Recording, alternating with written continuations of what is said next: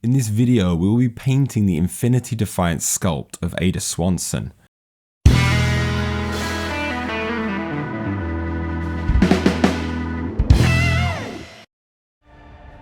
I'm slowly but surely working through all of my Shasvasti models from the game Infinity Defiance. All that are left from the core set are the Shasvasti characters Aïda Swanson and Victor Messer. Aïda Swanson is a smuggler and probably the best in the human sphere. However, she's not who she was. Seeing her value as a means to smuggle Shasvasti operatives into the human sphere, the alien EI had a specular agent assassinate and take her place. As a character for my Shasvasti army, but one that is undercover in the human sphere's underworld, I wanted to approach her paint scheme a little differently from what I've been doing with all my other Shasvasti. My Shasvasti have a very bright and colourful paint scheme with oranges, ivories, blues and reds. I still wanted to keep these elements but chose to take the warm colours and make them cooler and grimier. As a new approach to the colour scheme, I began by mapping out the model with all of the base tones. I kept the skin the same ochre orange of my regular soldiers. The hair of my specular agents are green, so I wanted to keep this theme, but rather than making it bright, I wanted to darken the green or make it seem hidden in comparison. Rather than base it in green, I based the hair brown and planned to work some green into the highlights. For where I had a warm red in my regular army, I chose a cooler pink purple as the base and built this into her cloak. Finally, I painted the rest of her clothing blue, similarly to the base colour of my other Shasvasti. I would usually shade the skin with a flesh-toned wash, but I decided to use a deep purple. I layered this in by blending the colour with the base skin tone.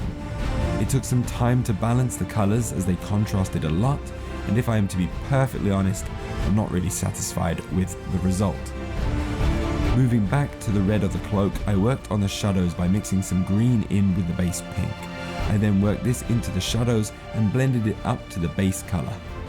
Once the shadows were in place, the highlights were added with a lighter pink tone. I approached the hair with dark brown for the deep shadows and then added a forest green as the next layer up. This was then highlighted further up to a lighter grey green. This helped keep the theme of the green for hair, but it made it a little bit more subtle. As I was going to use Aïda as a member of my Shasvasti army, I decided to paint her armor plating the same way I approach my regular Shasvasti, a dark brown undercoat that is then raised up to a light brown and eventually ivory. For the blue attire, I usually work this up close to white, but I decided not to go as far as I have done with my other Shasvasti, keeping the blue tones a little deeper, while still working toward the white. I really liked the brown-orange shift in colour that I made for Uma's submachine guns, so I decided to do the same for Aïda's.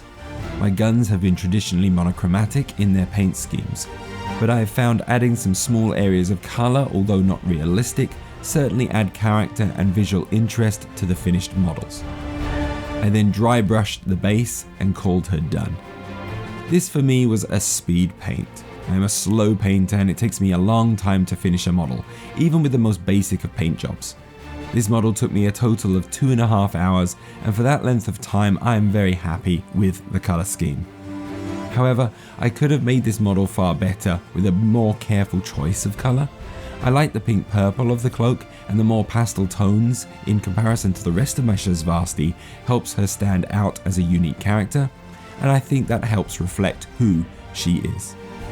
I could have taken more time to add smoother blends to the gradients, and there are a number of details, especially on the blue attire, that could have had variation in colour to help the details stand out more.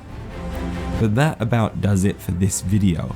I have a few lighting and focus issues throughout this video as I'm working out my new setup, but please bear with me and I hope to resolve these soon. Thank you for watching. If you did enjoy the video, please leave a like, a comment or subscribe, and I hope to see you next time.